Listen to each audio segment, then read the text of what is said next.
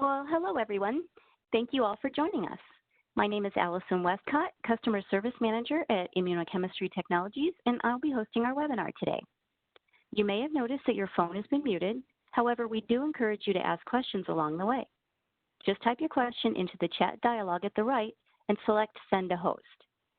We will be posting the video recording of this webinar later this afternoon or tomorrow morning, so look for an email from me after the webinar with a link to the recording. Now I'd like to introduce our speaker, Tracy Murphy. Tracy is the Director of R&D and Quality Control at ICT. Today she'll be going over the mechanisms of pyroptosis and introducing our new product, FAM-FLICA Caspase-1 Assay, WEHD. And with that, I'll turn it over to Tracy. Thanks, Allison, for that introduction, and thank you, of course, to all of the listeners joining in today. Today's talk will be focused on ICT's new FAM-FLICA WEHD product for the detection of Caspase-1. We'll be highlighting the critical role of Caspase-1 in the inflammasome and the highly inflammatory cell death process known as pyroptosis. We'll be discussing what that is, why it's important, and how it's detected. So before we get into today's webinar topic, I just wanted to take a quick moment to tell our listeners a little bit about ImmunoChemistry Technologies. We're a privately owned company located in Bloomington, Minnesota, which is a suburb of Minneapolis within the greater Twin Cities metropolitan area. We were founded in 1994, so we've been in business now for over 25 years. We originally began as a company that provided custom lab services. So this would include things like immunoassay design and development, antibody purification and conjugation services, lyophilization, plate coating, as well as scale-up and manufacturing support services. Although we have now expanded our offerings to include many consumable reagents, we do continue to offer custom assay services. Our scientists have years of experience with protein chemistry and ELISA optimization, so we can help you develop reliable, sensitive, and specific immunoassays. If you're in need of a service project, feel free to reach out to us. We'd be happy to discuss your project with you and offer our extensive experience. Over time, as we worked on developing custom assays where we had to address issues like nonspecific binding and matrix effects, our ELISA and assay reagents line of products really grew organically out of this and began to take shape. Today, we offer this line of consumable buffers and reagents as one of our major product categories, and this includes everything needed to run an ELISA. Many of these products have widespread utility across a range of immunoassay platforms. We've also added an extensive line of purified and carrier-free recombinant proteins, including cytokines, chemokines, growth factors, and other immunology-related proteins expressed in yeast. These proteins are useful as ELISA standards in Western blot assays, activity bioassays, and cell culture applications. Over the years, ICT has also expanded heavily into another product category, our cell viability assays. This line of products are used for monitoring a wide range of intracellular parameters tailored for detecting cell health, which will be the focus of today's webinar. So before diving into today's pyroptosis detection topic, I wanted to just very briefly touch on our panel of ELISA reagents. ICT's ELISA products include all of the consumable components you need to build a better ELISA. Our products all work together to minimize the buildup of unwanted proteins to generate a clean signal. This product panel was developed specifically to address common issues associated with specificity, sensitivity, reproducibility, and shelf life, and work to improve the performance at every step of the assay. If you have questions about ELISA products or services not covered in today's discussion, please feel free to chat them in and I can get you a response after the webinar. I also wanted to mention for those that are interested that there are several previous ELISA-related webinars available to watch on demand on our website. The products that we'll be focusing on for today's presentation is our cell viability assays. These assays include a broad range of fluorescence-based whole cell assays for intracellular apoptosis detection and cellular analysis. ICT's line of assay kits can detect apoptosis, necrosis, autophagy, pyroptosis, cytotoxicity, activated serine proteases, oxidative stress, mitochondrial membrane potential, and much more. I'd like to emphasize that these kits are not ELISAs. Instead, they use cell-permeant fluorescent reagents to analyze whole, intact, living cells, so no lysing of the cells is required. Some of you might be familiar with our popular FLICA product line for caspase detection, but we do offer so much more in a wide range of applications. So here's a short agenda of today's webinar. We'll first be discussing pyroptosis and how it compares to other known cellular death processes. Next, we'll go over some of the mechanisms of pyroptosis and identify the key players in the pyroptosis pathways. We'll examine some disease implications associated with pyroptosis and Caspase-1. And finally, we'll look at ICT's FLICA reagents for Caspase-1 detection and introduce our audience to our new FAM-FLICA WEHD Caspase-1 assay. When researchers think of cell death, apoptosis is often the first process that comes to mind. This makes sense because apoptosis was the first well-characterized program of cell death, and it's the most widely recognized. Apoptosis is defined by caspase activity, which we'll be discussing shortly. Other methods include autophagy, an intracellular degradation system, oncosis, or ischemic cell injury, which is a passive form of cell death due to lethal cell injury. Additionally, a more recently identified highly inflammatory form of cell death known as pyroptosis. Pyroptosis is triggered by infection, and infected cells eventually swell, burst, and die. This in turn attracts other immune cells to fight the infection, leading to inflammation of the tissue. And in a functional response, this will lead to rapid clearing of the infection. So cell death is typically classified into non-programmed or programmed cell death pathways, and there are several different programmed cell death pathways. Programmed cell death is traditionally broken into two main categories, non-inflammatory and inflammatory. Now, apoptosis and autophagy are non-inflammatory cell death pathways, while oncosis and pyroptosis are considered inflammatory pathways. All of these cell death pathways are important for maintaining homeostasis. Today's webinar will focus on pyroptosis. However, I wanted to make our listeners aware of a number of webinars available on our website that cover the various cell death pathways and ICT's detection reagents for monitoring cell death. Unlike apoptosis, pyroptotic cell death results in plasma membrane rupture and the subsequent release of intracellular contents, resulting in the inflammatory characteristics of this process. This is in contrast to apoptosis, where the cellular contents are packaged into apoptotic bodies that are ultimately taken up by phagocytic cells in a non-inflammatory manner. Looking at the images shown here, we see the morphologic differences between the various methods of cell death. On the apoptotic cell, we see the intact membrane blebbing, in contrast to the ruptured membrane of the pyroptotic cell. As I already mentioned, pyroptosis is a highly inflammatory form of programmed cell death that occurs upon situations such as injury or infection, and it likely plays a role in the host's antimicrobial response to pathogens. Caspase-1 is activated during pyroptosis by a supramolecular complex called the Inflammasome. One common factor to both apoptotic and pyroptotic cell death is the activity of caspases. Caspases are a family of proteases that serve as critical mediators of the cell death process. They are named for their specific protease activity.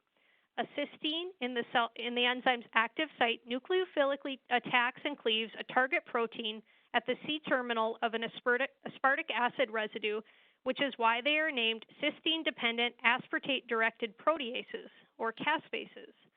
Caspase substrates are cleaved after a 3 to 5 peptide amino acid sequence containing aspartic acid in the P1 position. Substrate cleavage by caspases leads to the eventual disassembly of the cell. There are two different groups of caspases, those involved in apoptosis and those involved in inflammation. In terms of apoptosis, initiator caspases regulate apoptosis upstream by initiating caspase cascades, while effector caspases function to dismantle the cell by cleaving various cellular substrates.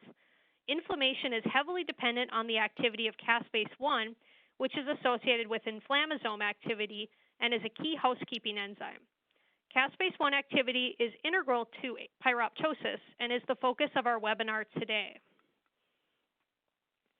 So the main player in pyroptotic cell death is caspase-1. This caspase was first named interleukin-1 converting enzyme, as it is the protease that processes the inactive precursors of IL-1 beta and IL-18 into their active forms. Caspase-1 can activate these inflammatory cytokines, but it also triggers the plasma membrane rupture and the other morphological characteristics of pyroptosis. We'll talk about the specific mechanisms of caspase-1 shortly, but I wanted to first introduce its role among several other key players in the pyroptotic process. So now that we understand that caspase-1 is so important to the pyroptotic process, let's discuss how caspase-1 is activated in the first place. This brings us to two other key players, TLRs, or toll-like receptors, and NLRs, or nod-like receptors. Both TLR and NLR activities are important to a cell's response against a pathogen. The TLRs are transmembrane proteins that contain a leucine-rich repeat domain, and they mediate host recognition of pathogen and danger-associated molecular patterns from extracellular signals and initiate a signaling cascade that begins the production of inflammatory cytokines. The NLRs, however, recognize danger signals intracellularly from the cytosol and trigger a similar signaling cascade as the TLRs to start inflammatory cytokine production. NLRs also have the important function of triggering activation of caspase-1. This leads us to the inflammasome, a multi-protein complex that contains caspase-1 and is triggered by NLR activity. There are multiple inflammasome complexes, of which the NLRP3 inflammasome is the most widely studied. If you're more familiar with apoptosis, the inflammasome is analogous to the apoptosome, except instead of initiating apoptotic cascades, the inflammasome initiates inflammatory cascades. Now that we've assessed the endpoint morphology and introduced the key players involved in the pyroptosis process, let's walk through a few diagrams that tie everything together. First, let's look at the TLRs and NLRs in action. We know that sensing both intracellular and extracellular danger signals leads to activation and cell death. The TLRs detect the danger signals extracellularly and within endosomes and initiate a signaling cascade involving NF-kappa B, mitogen activated protein kinase, and interferon regulatory factor dependent pathways, which then begin inflammatory cytokine production, including interferon alpha and beta, tumor necrosis factor, interleukin 12, 6, and 8, and pro-IL-1 beta to ultimately activate cells. The NLRs detect danger signals within the cytosol. NOD1 and NOD2 function like TLRs where they activate inflammatory cytokine production. However, other NLRs activate caspase-1 and trigger pyroptosis and process and release inflammatory cytokines IL-1 beta and IL-18, amplifying the inflammatory response. So once signals are sensed, cascades are triggered and caspase-1 is cleaved and activated. Let's examine caspase-1 activity in the context of pyroptosis. Active caspase-1 results in rapid formation of plasma membrane pores, which release cellular ions, allowing water influx. This causes cell swelling and ultimately leads to the lysis of the cell. Caspase-1 also processes and activates IL-1 beta and IL-18, which are released from the cell. Three proposed forms of cytokine excretion are shown in this diagram: secretion through caspase-1 dependent pores, microvesicle shedding, and lysosome exocytosis. Finally, caspase-1 activity can cause endonuclease-mediated DNA damage. In contrast to apoptosis, however, the integrity of the nucleus is maintained. So let's tie everything together with this depiction of caspase-1 activation by the NLRP3 inflammasome. Oligomerization of the NLRP3 inflammasome is triggered by two signals. The first begins with the recognition of pathogen-associated molecular patterns, or PAMPs, by toll-like receptors, such as TLR4, which through an interaction with the adapter protein MyD88 triggers activation of the transcription factor NF-kappa B. Once activated, NF-kappa B is translocated to the nucleus, where it leads to the synthesis of the inactive pro-inflammatory cytokine pro-IL-1 beta. Another potent pro-inflammatory cytokine precursor, pro-IL-18, is constitutively expressed. However, its expression is increased after cellular activation. The second signal is triggered by an ionic perturbation of the cell, such as an efflux of potassium ions caused by the ATP-dependent activation of the purinergic P2X receptor, which subsequently results in the assembly of the NLRP3 inflammasome, Caspase-1 activation, and IL-1 beta and IL-18 secretion. Well, pyroptosis plays a functional role in fighting infections through inflammation. Of course, chronic inflammation or other mutations within the pyroptotic pathway can lead to disease. For example, NLR protein mutations can lead to incorrect caspase-1 activation associated with autoinflammatory syndromes. Expression levels of NLRP3 and thus caspase-1 have been connected to type 2 diabetes, obesity, and insulin resistance. Caspase-1 is also heavily involved in the pathology of many other diseases characterized by inflammation and cell death, such as myocardial infarction, cerebral ischemia, and inflammatory bowel disease, among others. As such, caspase-1 is an attractive therapeutic target, as its inhibition can provide protection against inflammation. Now, I'd like to switch gears and introduce ICT's line of FLICA products, which are designed to detect caspase activity. FLICA stands for Fluorescent-Labeled Inhibitors of Caspases.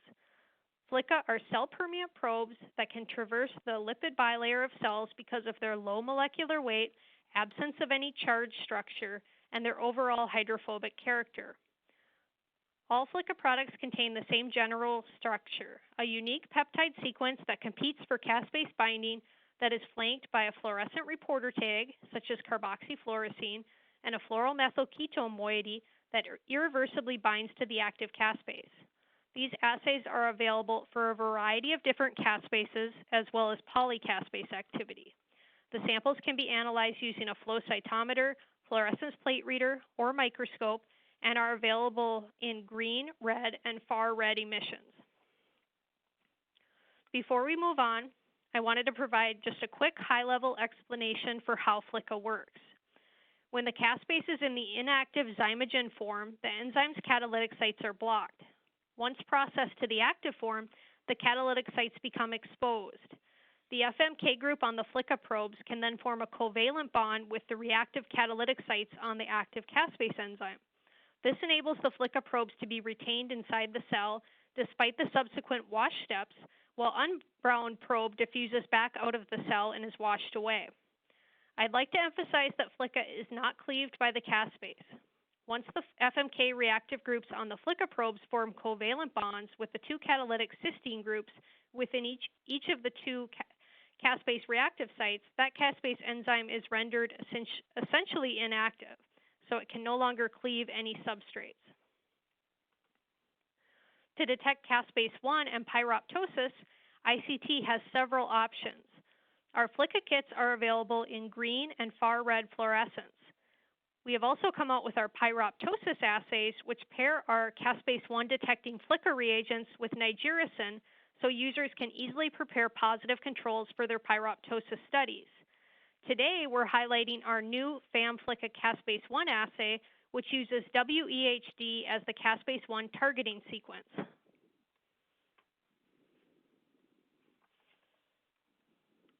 So here we have some flow cytometry data using ICT's new Caspase-1 inhibitor reagent, FAM-WEHD FMK.